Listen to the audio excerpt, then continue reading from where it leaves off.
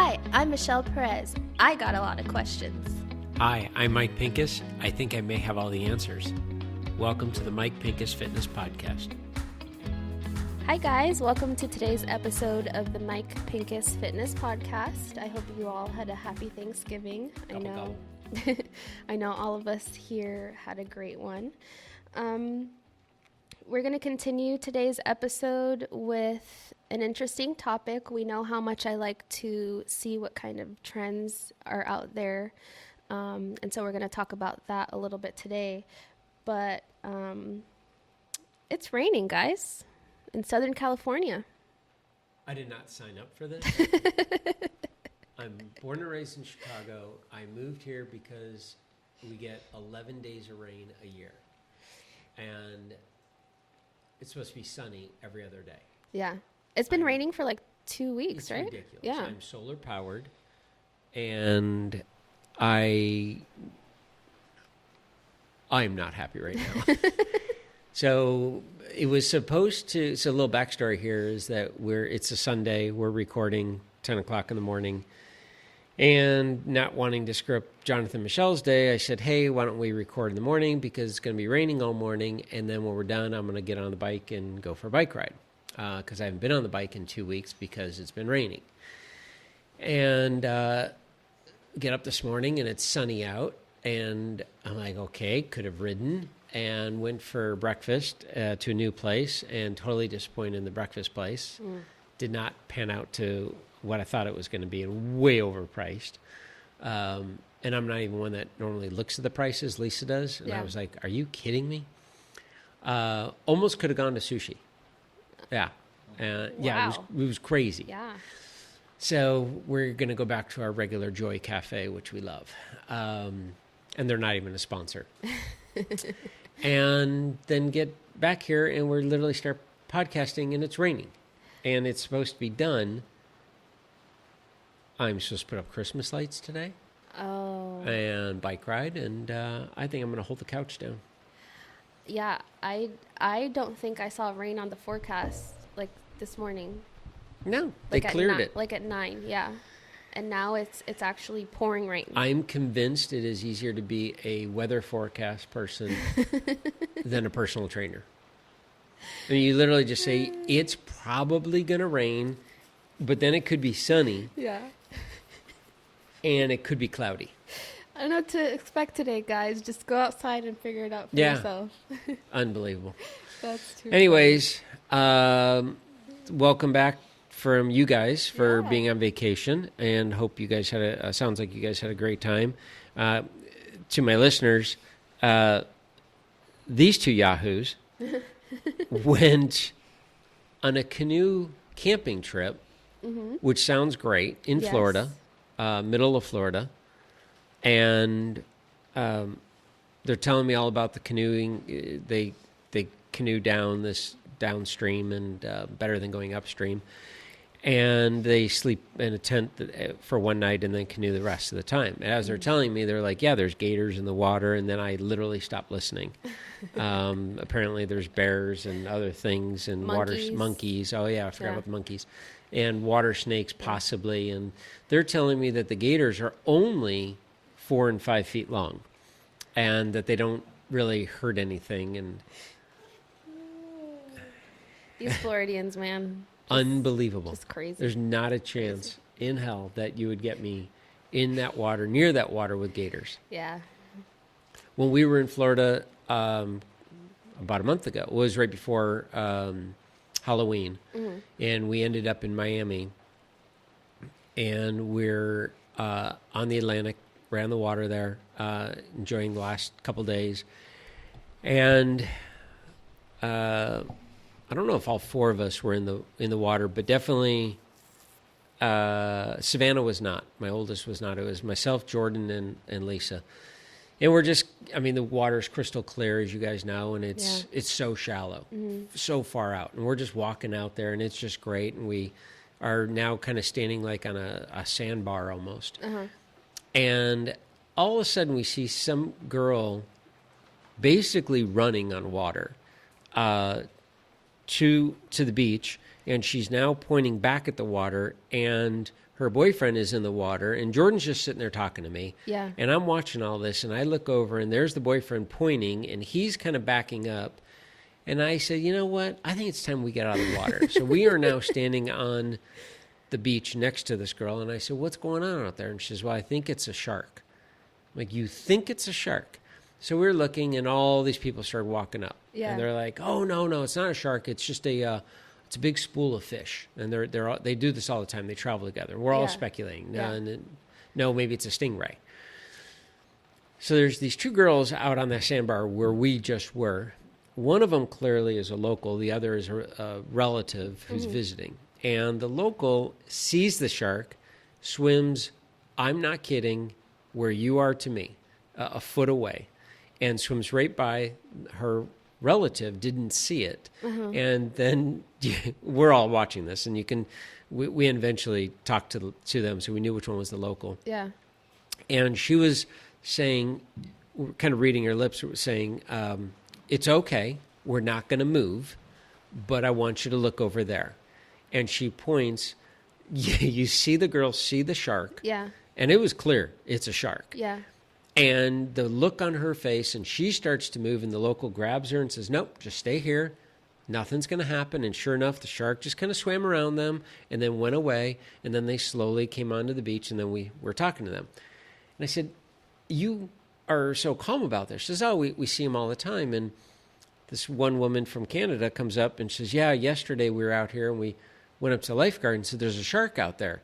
And he said, yep, they're out there. Mm-hmm. And I'm looking at them like, you people are crazy. Yeah.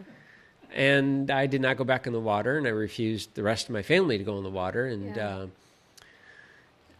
and you guys are canoeing with gators. Yeah. Florida is actually very scary. New Smyrna is like the shark attack capital, or shark bite capital. Yeah. New Smyrna Beach is south of Daytona Beach. Okay. Yeah, and there's always shark bites there. Those people just keep going in the water. Nope. Yeah. You don't see sharks on land. Yeah. No. Therefore, you don't see people in water. But nor you should. Aren't there a lot of sharks here in California, or do they not really come close to? No. I mean, we occasionally have them, but the water's so much colder.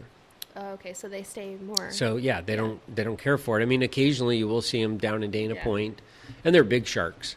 Yeah, and the sharks here are like great. Yeah, whites. I mean, they're big sharks, but I don't know enough about sharks to know anything other than, dude, if it's got a fin, just stay away. And it's not a dolphin, I'm out. I don't need to. All these people are saying, well, there's these certain types of sharks that don't. I said, it's a shark. Yeah. Like at any given time, to me, it's no different than a pit bull. Yeah. There are very cute pit bulls, and I know it comes down to the owner of the pit bull. But at any given time, that pit bull can snap. Yeah. So anyone that says, well, these aren't the sharks that bite people. I'm sorry. Yeah. At any given time, that shark could snap. So you've never been like swimming with sharks? Hell no. Or dolphin, yes. Snorkeling with yeah, no. With shark, no. No, matter of fact, side note, or side story, me and water and snorkeling, Lisa took me to Hawaii for my first time, and we were going to go snorkeling. And we found this really cool spot. And she says, oh, we need to stop off like at a grocery store and get the pressurized cheese, like Cheese Whiz, comes in a can. I'm like, what for? And she says, well, because it's waterproof. You take in the water and then you kind of spray it in your hand and then you just kind of release it and all the fish come towards you and they eat the cheese and everything. I'm like, oh, that's really cool. So we did that, and we had done that when we were right by our hotel. And so it was all these colorful fish, and it was really pretty. It was really cool. And I mean, there was a lot of fish. Yeah. I mean, she didn't tell me. I mean, we're talking hundreds of fish come at you. And so it's a little overwhelming. And so we're now at this other snorkeling place, and we're out a good distance. I mean, obviously you still see shore, and we didn't boat out there. We walked out and started swimming out there. And so she's got the Cheese Whiz, and she's, spraying the in her hand and letting the cheese go out, and the fish are coming. And I'm kind of watching, and I turn around, and this fish is swimming right towards me, and it's a puffer fish. Mm-hmm. Now, I don't know it's a puffer fish other than it starts to blow its head up and gets huge. Yeah. I scream. In the water. I launch off of Lisa. Allegedly, I push her down into the water, and I'm practically running on water. Yeah, yeah. And I get out, and I am on the beach, and I'm running in my flippers. Yeah. And I finally kick them off. She comes out. Her leg, her shin is bleeding. Oh, my goodness. And I pushed her into a coral reef, and she sliced it. I, of course, said, "What the hell did you do with your leg? Yeah. Like, why is it bleeding?" She says, "You shoved me." And I said, "I didn't shove you." She says, "You used me as leverage to get away." And I said, "Did you see the size of the fish?" And she's like, "It was a fish. He's not going to eat you." I'm like, he's looking right at me in my mask, and he just puffed up. And I said, I was out of there.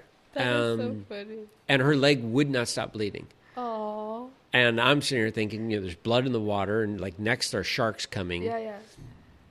She still has a scar on it. So when we goodness. we just took the kids to Florida and went snorkeling, and she's like, "Do not come near me." Yeah. She's And like, so we look at my saw, leg. we saw barracuda snorkeling, and we thought, again, barracuda, it's just the name. Yeah. Savannah. Have you seen Finding Nemo? Where the barracuda eats the... Oh, right. Yeah. Yeah, I didn't remember that. Yeah. Well, Savannah saw the barracuda, and she clearly has some of me in her, because I've never seen her swim so fast, and jumped onto we had a floaty inner tube blown up, tied off the edge of the boat, and she's on that. She wouldn't get back in until she finally swam to the boat and climbed in as fast as she could. I was pretty close next to her. So. Oh my goodness. Yeah, I don't do water. Yeah. Not like that. That's in Havasu, where I spend a lot of time, we have fish. Mm-hmm. There's no sharks. There's no water snakes. Yeah. There's nothing that could eat you. Yeah, that's a good place. I don't think, maybe when I lived in upstate New York was like the only time where you felt safe in the water. But in Florida, like I would go tubing, or what's that thing where you're on your knees? Kneeboarding? Yeah. I don't know why that was so hard to think You see jaws come up behind you? Kneeboarding in the lake. And if there's a lake, there's probably gators in the water. And I remember I was kneeboarding with my best friend, and at one point, I think I let go of the cord or something, and I fell in the water, and I was screaming. I was like, "Get me out of here! Get me out of here!" Oh yeah. Like, you don't want to. Kneeboarding is one thing. You can just like kneeboard over a gator, but being in the water. Nope, not having it. So yeah, there you have it, guys. Fun stories of water trips. Yeah. So what's on topic for today? So today, I was looking at. I basically Googled, which is something I like to do. I like to Google like fitness trends, or like to see what's coming up, or like what's in. And so I happened to come upon this article that is titled "The Biggest Fitness Trends of 2020, From Micro Hit to Walking Clubs." And so I was reading a couple of these, and I was like, man, that's just ridiculous. So I figured that I'd share them with you so that you can also... Perfect. Yeah, share in my... Perfect. Let's hear them. Incredulity. It's a good word, isn't it? It's a very good word. All right, so this one is pretty insane. So as the title says, one of the biggest trends of 2020 is going to be micro hit. And I'm thinking, oh, okay, well, a normal hit class or normal hit workout is what, like 20 to 30 minutes? So I thought that that was going to be considered micro hit. But in reading the article, it says that means finding an opportunity to fit in 1, 2, or 3 minutes of hit while you wait for your coffee to brew or for your boss to get back to you. And I was just like, man, that's ridiculous. So basically, while you're waiting in line at Starbucks for your name to be called, you're doing a minute worth of burpees. Yeah. Can you imagine? In your Jimmy Choo shoes. Welcome to LA. Waiting by the, instead of water cooler conversations, you Right. have like water cooler hit workouts. You just get like 2 of your coworkers to do. Unbelievable. Yeah. So like my question is, how is that even effective? I mean, you're fitting in movement, but why can't you just like go walk around the building Exactly. for 5 minutes? So it's so funny, hearing these trends. And I can't wait till we get to the walking club one. In the early 2000s, bell-bottom pants came back, and everything from the 60s started coming back, and we started seeing it with exercise. So, you rattled off before we started the podcast a number of these, and it's literally, I don't know if they're actually researching the trends or if they're just going back through articles of 20 years ago and saying, oh, let's bring these back, and let's. I'm wondering if they're now just starting to make this shit up. Yeah. Sorry. I just can't hold back on that one. I mean, it's ridiculous of what they're thinking of. So as far as it was big. I'm trying to think when this was. I'm going to say mid 90s. The talk was, okay, I don't have time for an hour workout. An aerobics class is an hour. People going to the gym, it was just based around an hour. I don't even know where that came from. I don't know why it's always been an hour. I mean, my training sessions are an hour. I honestly have I don't have the answer for that. But people would say, well, I don't have time for that. And for the longest time, it's like, well, you got to make the time. That's, you want to get to your goal, you got to make the time. And then somebody started saying, well, what if you were to do 6 10-minute workouts throughout the day? And you just, okay, in the morning I've got 10 minutes to do arms. And then mid-morning I have 10 minutes to do a leg workout. And I can fit it in between. And, obviously this is not a person that's working at a desk from 9 to 5. yeah. But if you have the flexibility to, whether it be near a gym or you have room in your house to do this kind of movement. And initially it was poo-pooed, like, nope, it's got to be 1 hour, start to finish. You got to dedicate, you got to sweat, and so forth. Well, then the scientists came along and they started explaining, going, wait a minute. Every minute that you're moving, you're burning calories. And if you, at the end of the day, burn off more calories than you consume, and your goal is to lose body fat, then it doesn't matter how you break it up. It can be 2 half-hour sessions. It could be 6 10-minute sessions. Whatever you want to do. You can have 61-minute workouts throughout the day, as long as you burn off more calories than you consume, and that's your goal. And people were trying to say that, well, in order to increase your cardiorespiratory system and improve your heart, you had to have sustained 20 minutes of exercise to really get the benefits. And they proved that wrong. They're like, no, that's not true either. It's just people pulling stuff out of their butt and just saying it without really researching and putting the research behind what they're saying. So now we get to 2020, and in 2018 and 17, 18, HIIT became very popular, high-intensity interval training. And this became the way that everybody had to train. CrossFit is based around HIIT in a way. I shouldn't rip on both of those at once, but it's those that preach HIIT, those that take HIIT classes swear by them. If it works for them, great. Yeah. But some of them, not all, but some of them say that this is the only way to lose body fat. Yeah. And we've talked about in the past. So all those people in Europe that don't even belong to a gym, that just walk everywhere and eat less than, they burn off more than they consume. They eat smaller portions. They're all lean. They're not doing HIIT. So secretly they must be fat people.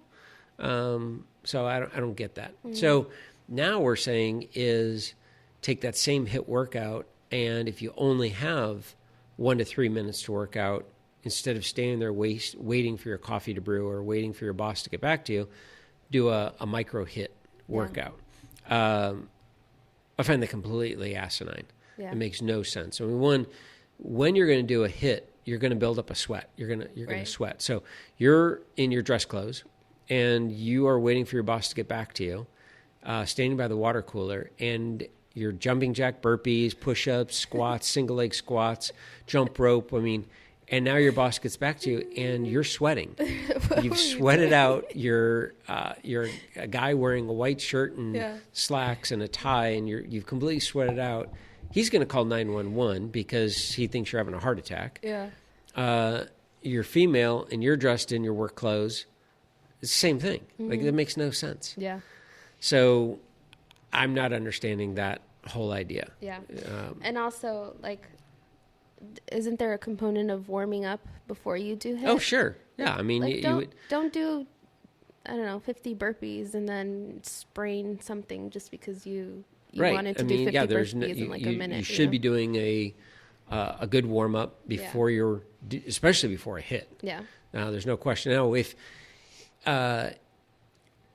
you get to your boss and you're waiting for your boss to get back to you, and he says, "Go to your office. I'm going to come back. I've got an answer for you in 3 minutes." Mm-hmm. Now, if you want to time yourself and walk around the office or go outside and walk around the building, and it takes you 2.5 minutes so you don't miss your boss, great. Yeah. I'm all for that. Then instead of going back and sitting at your desk and literally waiting. Yeah.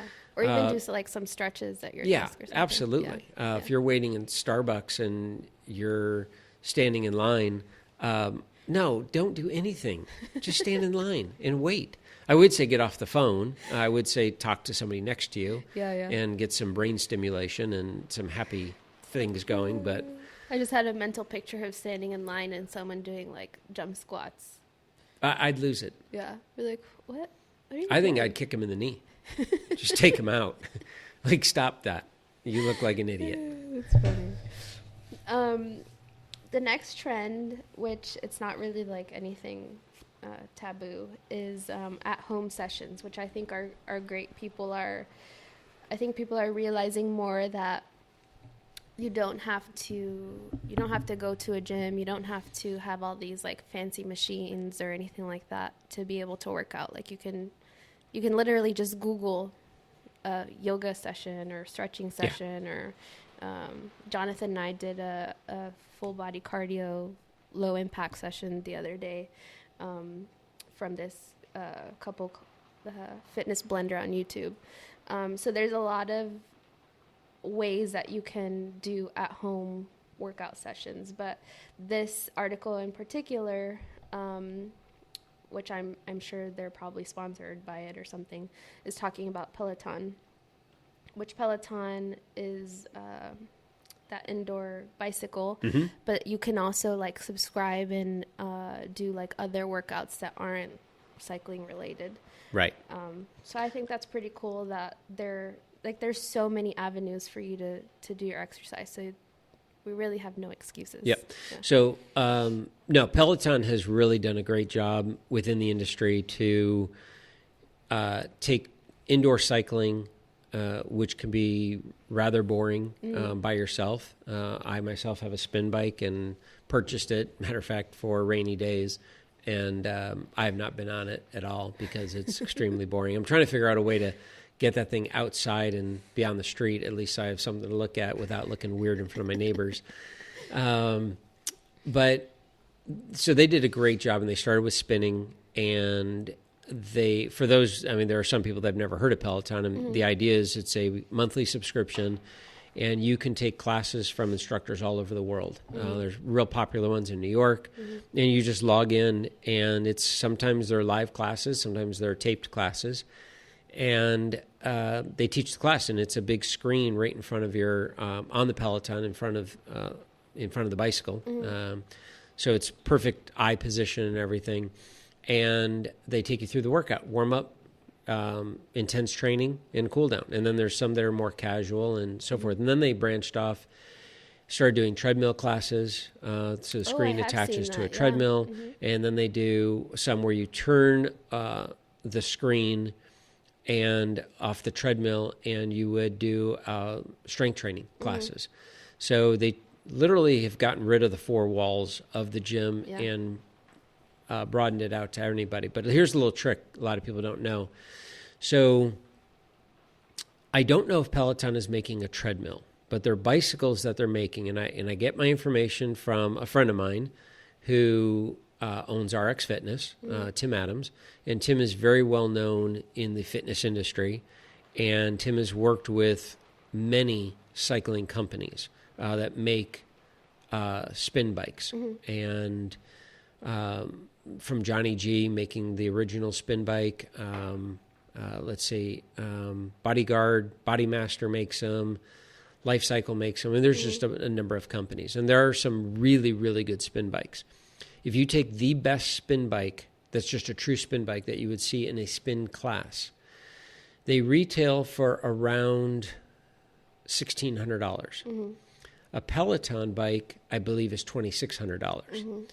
So little recommendation to save some money is you get a high-end spin bike from a place like RX Fitness where they sell in-home equipment, and do your research of the best spin bike. And let's say you spend $1,600. You then get a music stand, just a regular music stand you can get off of Amazon. Take your iPad that most people already have, put the iPad on the music stand in front of the spin bike, and sign up for a Peloton subscription. You do not have to have their bicycle to do it. You save probably about $1,000 unless you don't have an iPad, but now you're going to get an iPad for $200, $300, whatever it is. And you're going to save $700. Any tablet. Exactly. Even your phone probably, right? Yeah, your phone could do it too. I mean, it's just a small screen.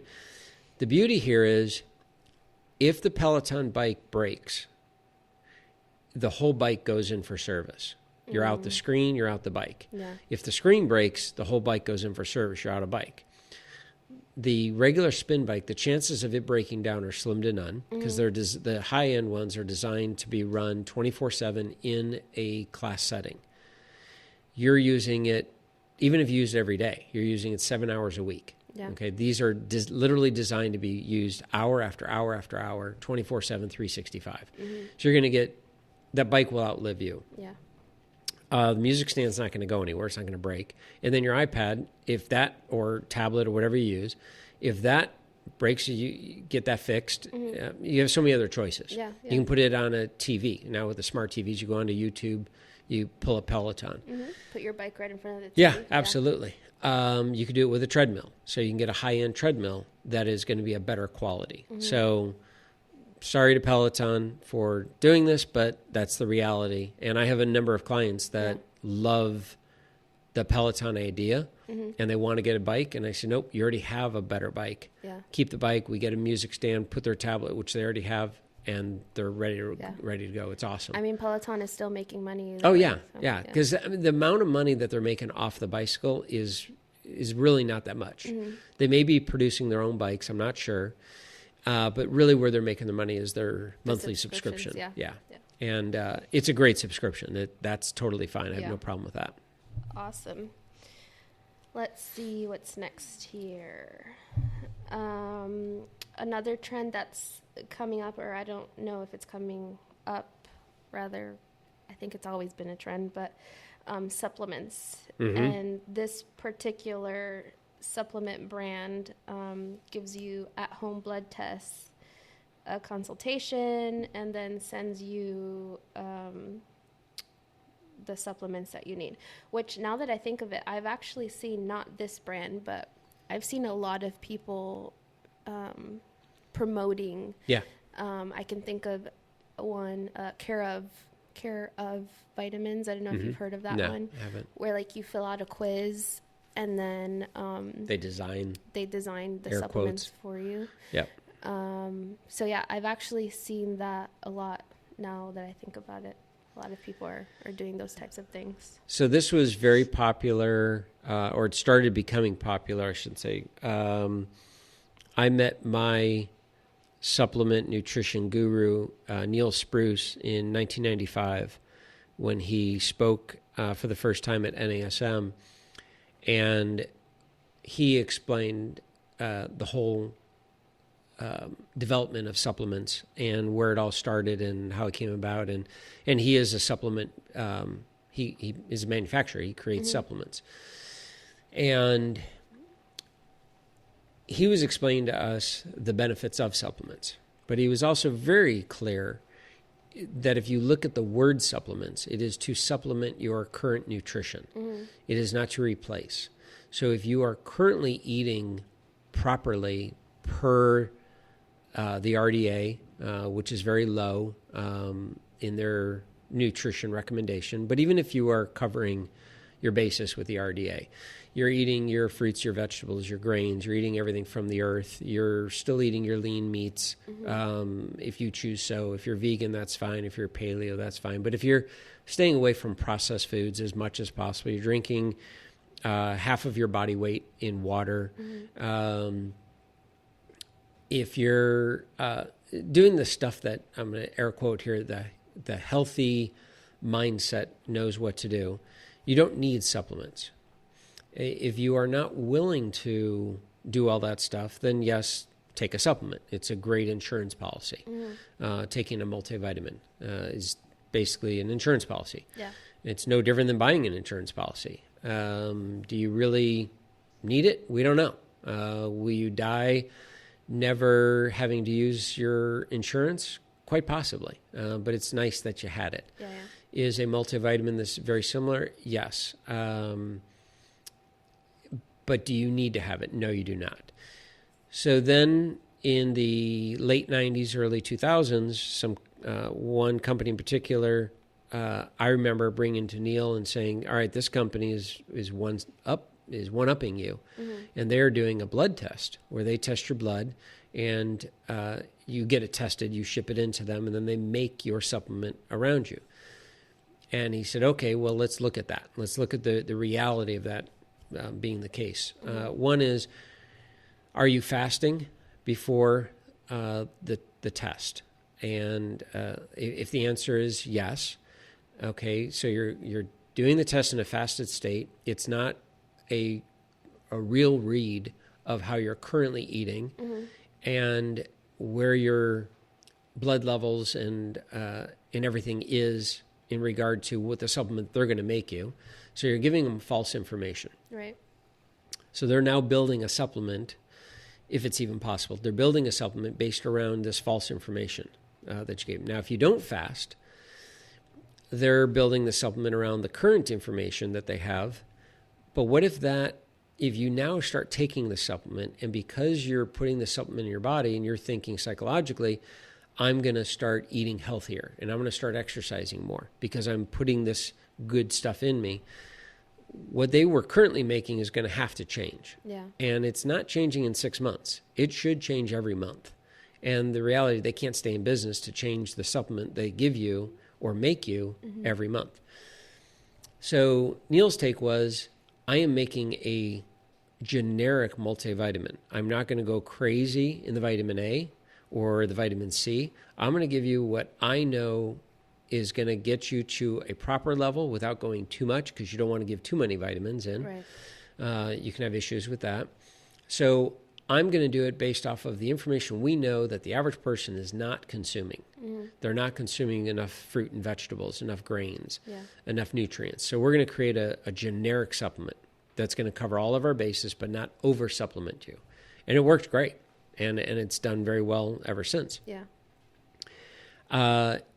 So now like anything, these companies are having to, they have to keep pushing forward. They have to, it's one thing that they're selling enough supplements, and there's so many supplement companies. It's a $60 billion industry. That's as crazy. Of mid-2000s. Wow. So I can't even imagine where it's at now. I've lost track. Yeah. I don't With follow the it whole enough. wellness trend and- Yeah, it's insane. Yeah. So my feeling is, do you need to have your blood tested and then create a supplement based around that? No. First and foremost, start eating right. And by eating right, we mean eating more foods from the earth. Yeah. Even if you're a meat eater, that's fine. Yeah. But just get more fruits, vegetables, grains in. If you're going to choose a supplement, make sure it's from a company that is certified, and they're a legitimate company. And you start with a multivitamin, if you so choose to. Yeah. I did multivitamins myself for probably about 10 years, and then I stopped. And my blood work has not changed one way or the other. Has not gone down, has not gone up. Nothing's changed because my eating hasn't changed. Right. So it literally, that insurance policy, I just took it out because Yeah. I just didn't need it. Yeah. So, Yeah. And I also think that we should also mention that if your doctor says, if you go to the doctor and you're having some kind of medical issue or something like that, and your doctor tests you and continues to test you and manage your blood work or whatever, and you do have a vitamin Absolutely. deficiency, Yep. then yeah, Yep. take your whatever you need. And that exactly it. That goes towards the individual that's listening to this that is under doctor supervision. Right, right. But the average person out there that is listening to this that is just saying, hey, I think I should take supplements. What do I do? Yeah. And they're like, hey, and it makes sense. It sounds like legit. Hey, I'm going to get one personal. Instead of just buying a multivitamin off the shelf, I'm going to send in my blood and they're going to design one for me. Chances are they're just going to give you a regular multivitamin. Yeah. So Yeah. This is actually kind of a little bit off topic, but kind of related. This reminds me of, I think it was about a year or two ago, where we all know that I like to follow a bunch of influencers on wellness and all that on social media. So I'm going to put that out there. A year or two ago, a lot of wellness influencers were pushing a food sensitivity test, an at-home food sensitivity test, where like you would swab your saliva, send it, and then it would tell you what you were intolerant to. Well, recently I think an article came out on that being a scam, Really? or a hoax, because it couldn't get like an accurate picture of what you were actually intolerant to.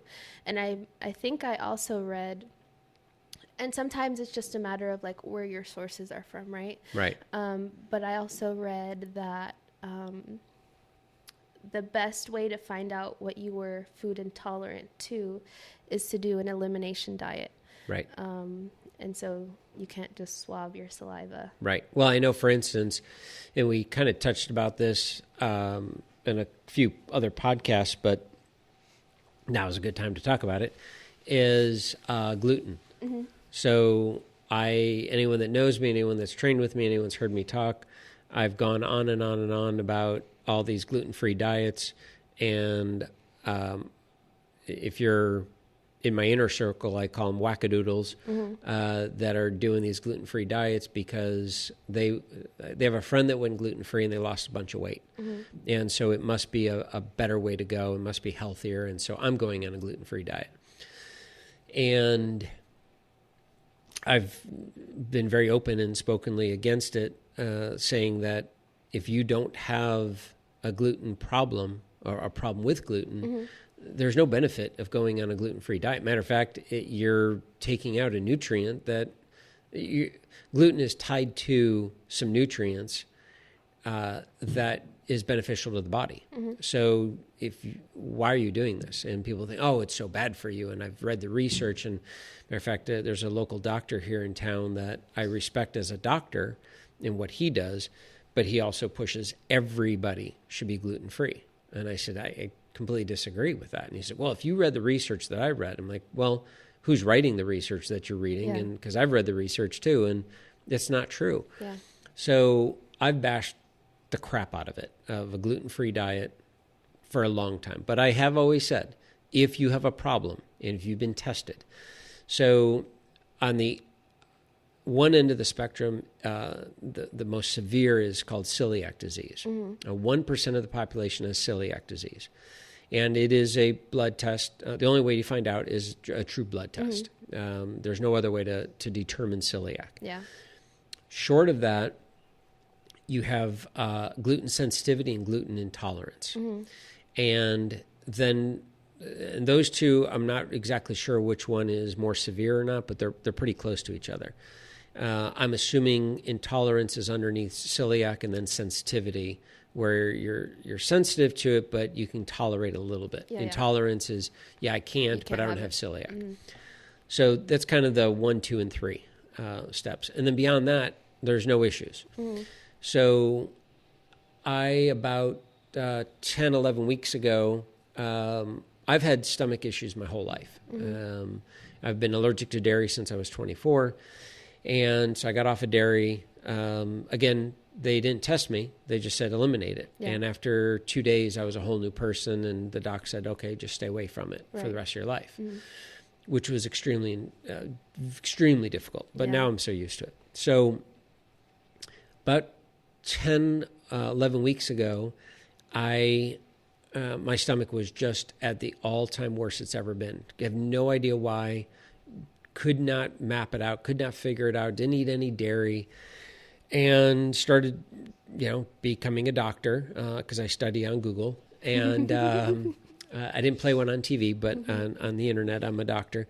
And researching, and everything was pointing to gluten.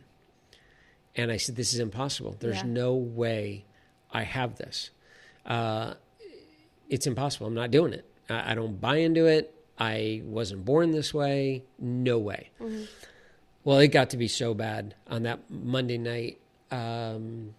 So Tuesday morning, I basically did not even an elimination diet. I just wiped the diet clean. Mm-hmm. And I said, okay, I'm doing single ingredient foods until my stomach calms down.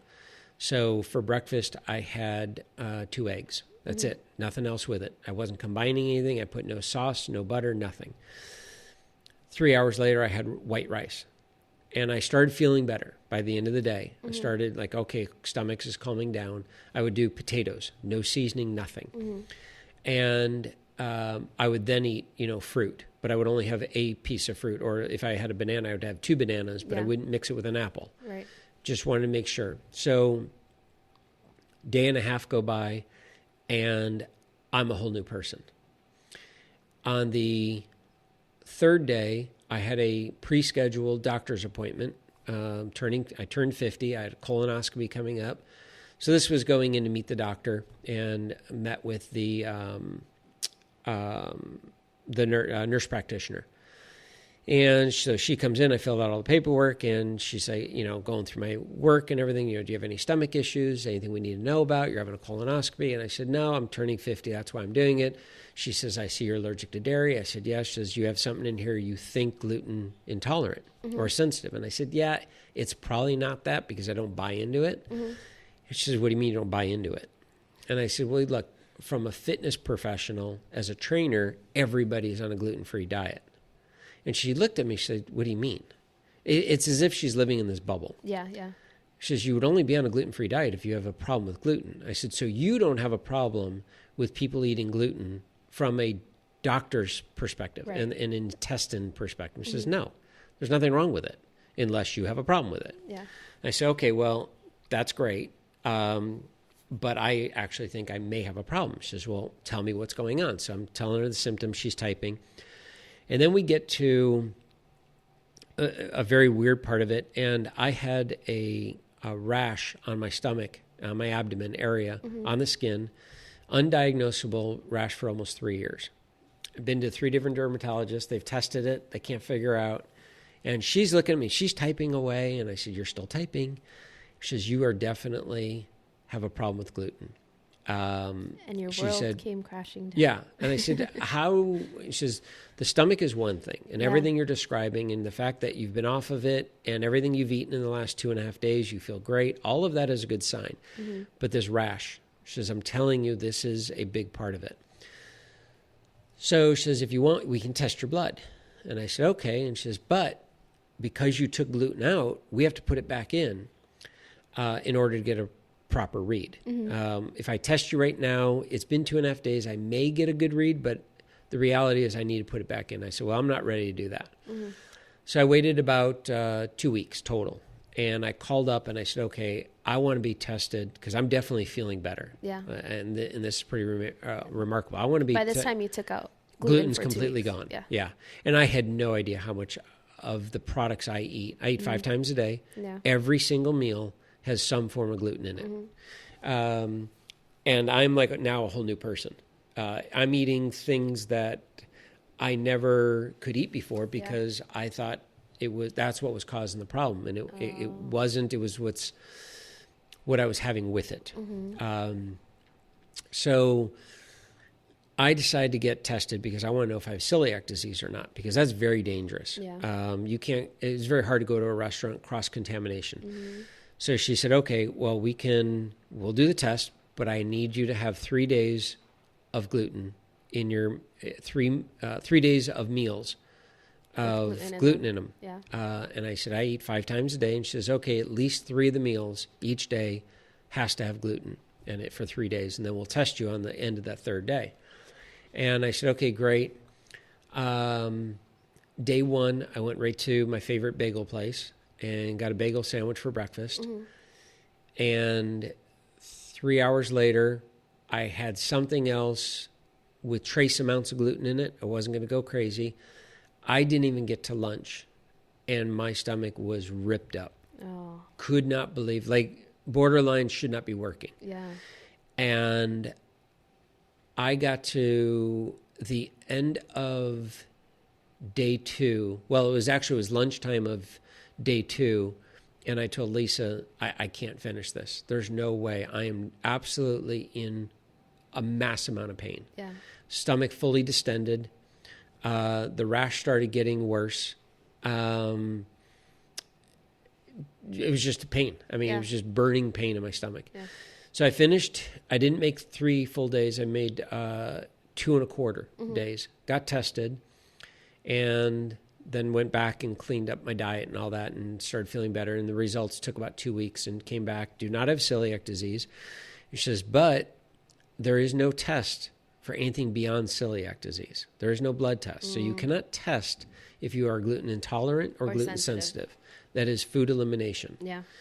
So the only blood test that will tell you something when it comes to gluten in particular is celiac disease. Yeah. So I said, well, how do I know if I have sensitivity or intolerance? What's the level? She says, stay away from gluten, slowly bring things back in, 1 meal, see what you can get away with. And just keep a journal and figure out, okay, I am either sensitive or it's worse, I'm intolerant of. Yeah. And I just chose not to do anything because it's just not worth it. I don't want the slight bit of pain. Yeah. So I tell that story because, yes, now I am gluten-free. Everyone says, oh, my gosh, how much weight have you lost? Maybe a pound because it's calories in, calories out. Yeah. So I didn't replace anything that had gluten in before. I'm replacing with a gluten-free product. Right.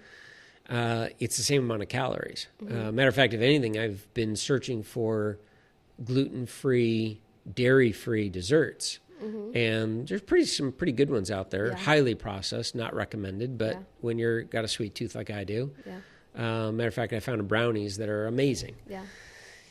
So I say all that because there are people that we got off track here, but talking about the elimination elimination diets to figure out what you're sensitive to Instead of swabbing your mouth. Yeah. And I do know that you can do a blood test to find out what you're allergic to. Yeah. I don't know if it's a blood test, it's an allergy test. It's an allergy test. And that's going to an allergist. Where they like prick your skin. I had that done when I was 30 years old. I had 210 small shots in my left arm over a course of 2 days. And I'm allergic to just so many things. Yeah. And again, at that point, they said, well, you should be staying away from this, and this, and this. Yeah. But gluten was never one of them at that time. Yeah, that it didn't come up. Because, again, I don't have celiac. Yeah. So it won't show up as sensitive or intolerant. Yeah. That's literally eliminating the food. So got to experiment. That's crazy. Don't fall into the trap, guys. Yeah, it's crazy. And if you are having stomach issues, don't eliminate it yet. Go and get blood tested to make sure you don't have celiac.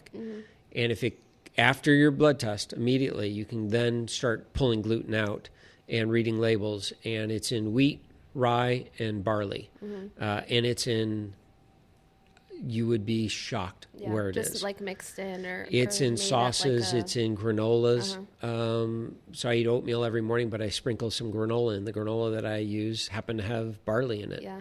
I had no idea. So now you look for gluten-free. So I now have gluten-free granola, gluten-free pastas. I will say the gluten-free bread, I found one. I've tried a lot, and I found one that is okay.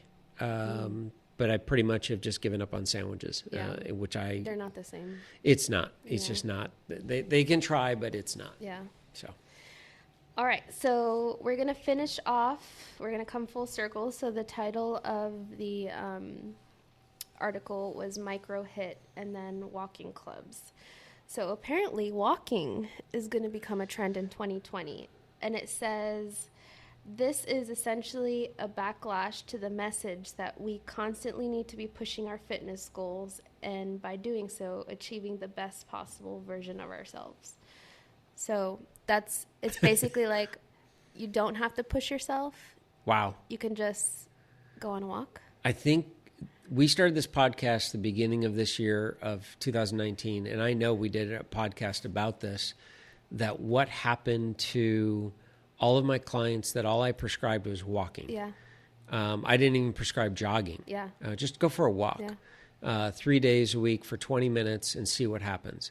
And by doing that, they started losing body fat. Yeah. We never did a hit with them. They never ran. And for all those people out there saying, no, you have to do this. This is the best way. This is the greatest way. This is the fastest way. Yeah. And I'm like, oh, I got news for you. Walking works too. Mm-hmm. So it's, again, full circle. Yeah. And I think every single episode that we've talked about fitness and, doing like some kind of workout routine or starting into fitness, or it all starts with walking. Yeah, absolutely. I mean, we had here in Westlake, we had a walking club. Mm-hmm. My mother-in-law was a part of the walking club. She was one of the lead instructors back in the day, and they just literally walked. And they never jogged, never even got up to a speed of a jog. Anybody could do it. They had beginners all the way to advanced, and you power walked if you were really fast. Yeah. And no discomfort, no pain, no joint pain, no nothing. And it was fun. And you'd see 30, 40 people, men and women, out there walking. Mm-hmm. And it was great. Yeah. So I'm glad that's coming back. This is the best fitness trend of 2020. Yeah, I don't know how we would have been without walking. What would we have done? Well, there you have it. Just go for a walk, okay? Yeah. You don't have to do 2 minutes of micro hit or... You can even walk in place at Starbucks, and I would think less crazy of you if you're just standing in place walking. At least you're just standing in place and maybe look like you're doing a pee-pee dance. That's too funny. All right. Well, until next time, guys. Thank you, guys. Have a good week. Bye.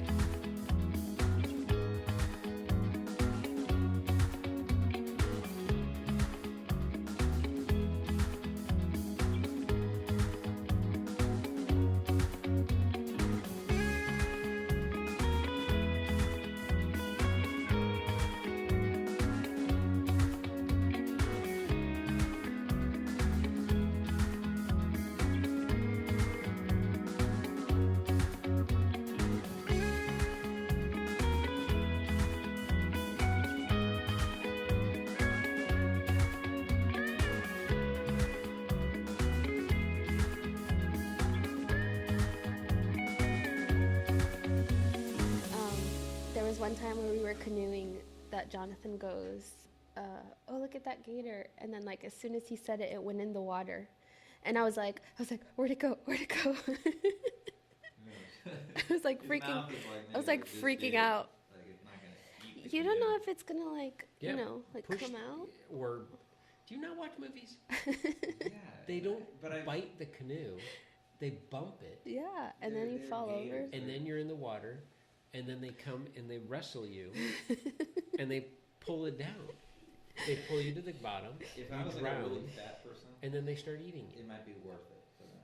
But these fish got more fat on it. They don't discriminate. Yeah.